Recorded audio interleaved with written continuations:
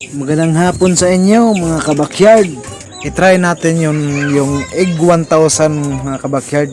Try natin sa ating mga inahin at saka sa ating kastador. So ayan mga kabakyard.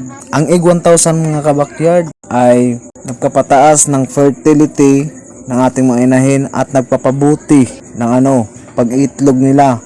So kung baga mga kabakyard, para tuloy-tuloy yung pag-itlog nila, araw-araw yan mga kabakyard, dahil sa egg 1000. Gamitin natin ng 5 days to 7 days. I-mix natin yan mga kabakyard. Sa isang sachet, isang galon.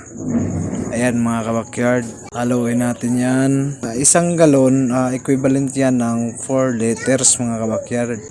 Ayan, punta tayo sa natin, sa gripo. Dudugangan natin ng tubig. Dagdagan pala mga kabakyard. Pasensya na kayo mga kabakyard sa mga sinasabi ko mga kabakyard. Nahihirapan ako sa kalisod mga kabakyard. Yun lang po mga kabakyard. Salamat sa panonood. God bless.